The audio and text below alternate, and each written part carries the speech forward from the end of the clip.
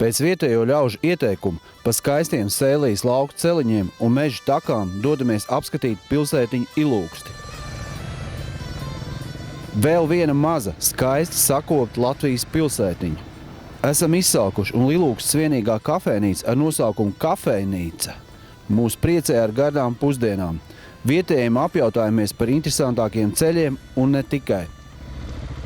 Dzīvojās, klausies. Ja rokas neaug, dzīvot var. Jā.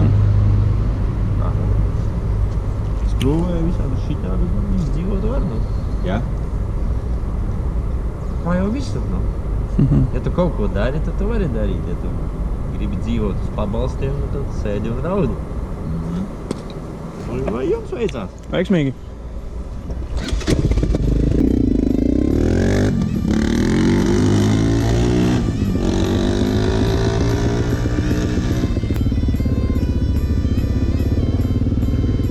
Nakšņošanai esam izvēlējušies lauku mājas Driģenes. Īsais ceļš līdz tām ved cauri izmirkušām pļavām. Ieplānotās 20 minūtes ceļā izstiepjas pusotrā stundā.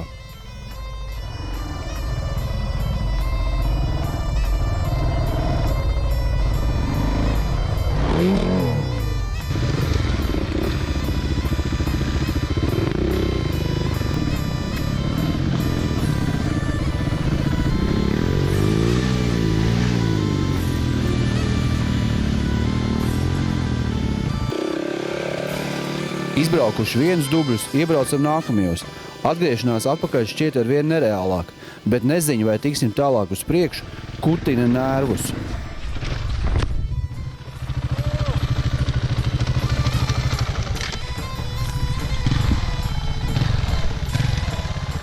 Vienā no dubļu risēm iesēžos, tā, ka nokāpjot no moča, tas pat negāžas uz sānēm. Mēģinu to vilkt laukā, bet bezcerīgi, jo kājām nav kur atspērties. Tas vienkārši grims dubļos. Ja viens pats iekļūt šādā situācijā, droši vien šeit arī nakšņotu. Kopīgiem spēkiem atbrīvojam moci. Ap spieķiem ir aplipusi tik bieza masa, ka šķiet no tās varētu virpot podus.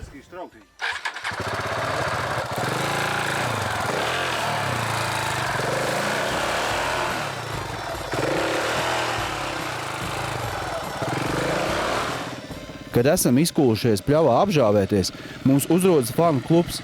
Ziņkārīgi govbars ar interesi vēro šeit neredzētas aktivitātes. Tu plāniņu vēl gribētu. Čau! Kāda tu čirkaina un bez draga? Nothing's happening here.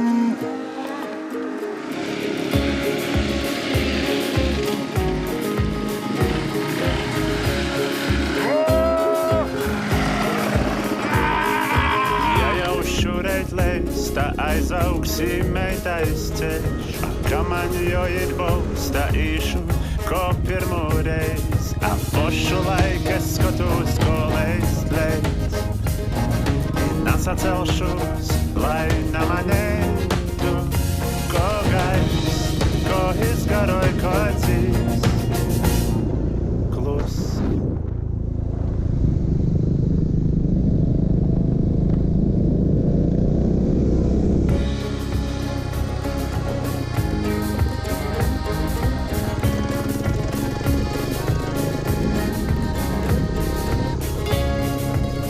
Driģenēs viss kāpjam no močiem ar platiem smaidiem. Šis ceļa posms mūs ilgi paliks atmiņā. Driģeņu mājas noteikti ir daudz ko redzējušas. Tām jūtam dvēseli un savs īpašais raksturs. Baigais prieks par Mārtiņu īstenībā turējās vienkārši anormāli priekš iesācēji. Vienkārši nekrita. Nu, ne pa kam vienkārši. Man liekas, viņš nokrita tikpat daudz, cik mēs visi pārējie. Nu, labi, mēs tev piešķīrām unikālu riepu, protams. Un unikālā riepa, tas tā kā redzens maģiskais. Jā. Bet tagad tu vairāk jūties motociklists nekā vakar. Es patiesībā saprotu, ka es no jums, Džeki, mācos līkumus ņemt. Tā kā es redzu sliedes, ja, ka jūs esat uzņēmuši ātrumu līkumā, es saprotu, ka man arī jāmēģina tā aiz jums braucot. Bet man palīdzēja arī šis. Pakausīja, elpoja. Tas laikam ir kurbats. Grūtākais būs tagad sadzīvot ar apziņu, ka nevarēs katru nedēļas nogali braukt un doties tādā patīkamā rudenīgā izbraucienā. Vieta laba tik. Pašvaldības kundzes iedod atslēgas un atstāja mūs paši šeit saimniekot. Tur uz to pusi, tur šķūņa galā nav tas šķūņa. Mājā ir augsts un drēgns, ieskaitot pirti. Būs jāizkurina 3 krāsnes. Visi draudzīgi dodamies uz malku šķūni. Vakar noslēgumā pie paša iekurtā kamīna mātiņš stāsta krāšņu fotostāstu par savu ceļojumu uz Peru. Te ir tā kā, jā, tā ir svarīga lieta. Tur nav maziņš kvadrātiņš jau pa vidu. Un tas milzīgi pie visas siedas tāds. Vāči klausies surikāti pozās. Pacel skatu uz austošo sauli tur, kur spārnotas debesis kliedz. Vienkārši ieklausies tajās un baudi mirkli, šo brīvībai neaizliedz. Laupieniņu. Izmeklēts brokastis sanāk, pasties. Studentu brokastu komplekts, ananāsu gabaliņu. Īsts banāns un vēl pāris krāsnī cepti kartupeļi. Nu, kas vēl ir vajadzīgs? 4 vīriem, lai pabrokastot. Nu, sāls galvenais, pasties. Man liekas, spēks visai dienai garantēts. Es nezinu, kā jums. Nekāpsim nost līdz vakaram. Pacel skatu uz austošo sauli. Šodienas maršruts mūs ved uz 5000 hektāru plašo dabas parku Dvietas paliena. Dabas parks te izveidots ar mērķi saglabāt dabiskās palieņu pļavas. Labdien! Labdien! Jūs te? Jūs? Mūs? Jā. To kungu jūs gaidat droši vien. Jā. Gribās kaut ko redzēt? Ir iespēja kaut kā viņiem tur bišķiņ tuvāk piekļūt? Tiem lopiņiem, jā? Jā. Grūti pateikt, kur viņi tagad atrodas, jo viņi tiešām aiziet tur, aiziet šur. No torņa viņas nevar redzēt. No binoklu kaut kā. No tā, tur ir tornis vēl viens, putnu tornis. Vietējā informācijas centra darbinieki mūs laipni izrāda savu saimniecību. Dvietas Senlē ir viena no senākajām apdzīvotajām vietām Latvijas teritorijā. Pirmie iedzīvotāji te ienākuši jau ledus laikmeta beigās, apmēram pirms 11 000 gadu. Ar laivām var braukt pavasarī. Viss aplūst, tepat lielos palos, pat 20 kilometrus tie aplūst, un tas ūdens lēnītēm aiziet. Viņš darbojas kā tāds ventilis, kas, lai arī tie daugos ūdeņi par strauji neiziet, tur Līvāni Jēkabpils neplūstu tik daudz. Viņi šeit strauji ienāk un lēnām viņi aiziet projām viņi tā, un tad uztura to, nu, kā saka, Daugavā. Paliena ir pavasarī aplūstošā vieta. Amortizācija. Jā, tāda varētu teikt, jā, tāda. Jūs tā pārāk tuvu viņiem neiet, tad viņi nebruks virsū, jā. Pārāk kādi 1,30 m. Bet jā, nu tomēr? Nē, viņi parasti aizmūg projām. Viņi drīzāk bēgs no jums, ja jūs tuvosieties vairāk. Tā kā tur ir tie zirgi bariņi, un arī šeit to jums paveicās ļoti īstenībā. Jo viņi te bieži nav, viņi vairāk projām citreiz aizgājuši, tā kā viss kārtībā. Katram zirgam ir vārds vai? Nē, nav. Šie ir Sauļas zirgi, jā, Konika Polski šķirnes zirgi. Konika Polski, tas ir poļu zirdziņš. Un Haiglander šķirnes šitie lielopi ir, kas arī pielāgoti dzīvei brīvā dabā. Viņi arī ziemā?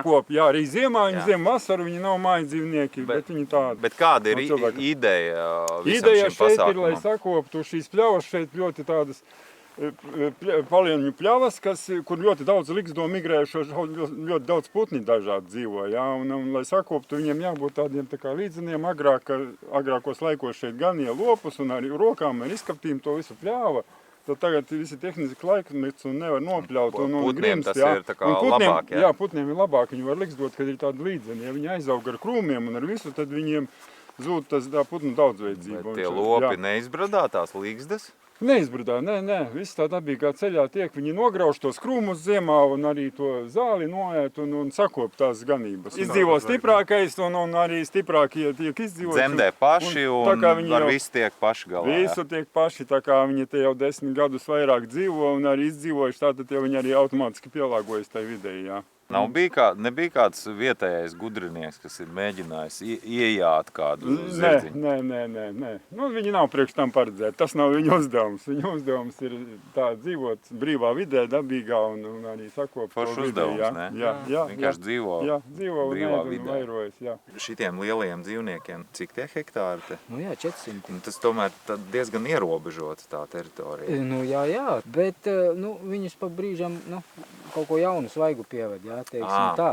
Lai viņiem pamaina, nav jā, tas teiksim, pa daudz tas asins vecais, jā, jaunas asins vajag. Kaut gan viņi paši kaut cik regulē, jā, to visu lietu. Savā ģimenē viņš, teiksim, 2 gadi paiet apmēram, jā, izdzen vai to erzeli ārā vai to... Veco? Jā, jaunos. Bērnus dzen ārā, jā, jo viņi ir, tur un viņš tur nevar dzīvot vairs, jā. Un tie tad meklē atkal kaitina šitiem un tad viņi sāk kaut kā konkurēt savā starpā par, sākās kaut kādas cīņas par teritorijām, vai ne? Nē, pa teritorijām nē, viņi pa ķēvēm. Kas notiek ar plēsoņām? Te kaut kādi vilki, blāči nenāk? Plēsoņas ir blāči, tā kā 20 gadi vai vairāk nav bijuši dzirdēts, bet vilki, jā, tanī pusē, vai šīs upītes tur Viesīts upe, tur ir tālāk lielie meži, un tad tur ir. Nav bijuši incidenti? Viņi māk aizstāvēties. Un, protams, kādu slimo viņi varbūt kā atdzen, bet tas varbūt rudenī, ka nāk kaut kādus jaunos vilcēnus varbūt tur pamācīt. Bet, šī pusē tā nevarētu teikt, nav manīts, ka būtu kaut kas noēsts. Ķēvis ir īpaši zinkārīgs un draudzīgs. Laikam sajūt mūsos ķēvis dēla kurbada enerģiju.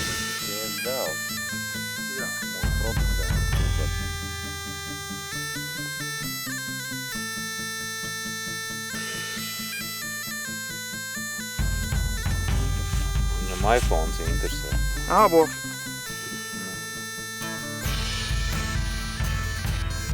Klausies, tādu jau tā kā masāžu. Jā, tā klausies. Reverants. Eiropas atbraucis. Paklaniet. Tā pateicībā.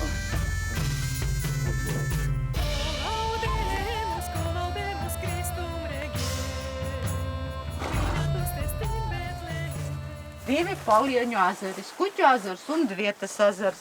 Tur gāja cilvēki peldēties, jo bija smilšains, skaists krasts. Mūsdienās tas ezers ir ieaudzis niedrēs, un viņam vairs tikai dažās vietās spīt ūdens. Jo nav vairs skuķu, kas tur tā kā pamaisa to ūdeni. Skuķi tā kā būtu, bet Ulmaņu laikos pietrūka šito te drubu. Un visa Paliena bija nolēmts, ka tur augs rudzu lauki un kviešu lauki līgosies. Un tāpēc uztaisīja meliorāciju. Ezeriem cauri, uztaisīja taisnus meliorācijas grāvjus, Dvietas upīti arī uztaisīja par taisnu grāvi, un viss ūdens līmenis nokritās. Bet, kad tie skuķi peldējušies pirms tiem meliorācijas darbiem, tad no krūmiem puiši lūrējuši. Kā tad tie skuķi izskatās, jo tajā laikā jau peldkostīmu nebija. Kā strādāja tā nātenā krekliņā un peldējās, un forši visas formas redzējās. Tāpēc arī Skuķu ezers var būt. Šeit es jums varu pamācīt sēļu izloksni, jo šeit ir vārdiņi tie, kuri vēl saglabājušies no vecmāmiņām, vectētiņiem. Jūs neesat neviens ģirds. Piedzēries. Jā, piedzēries. Es zināju. Ir tādas rogas ģirtūkles. Kuras tās ir? Jūs pa kurviem braucot, ģirtūkles noteikti varētu būt redzējuši. Zilenes. Gapele jums mocim ir, jā. Ir mums mocim Ir jums mocim gapele. Paņem gapeli, Fredi.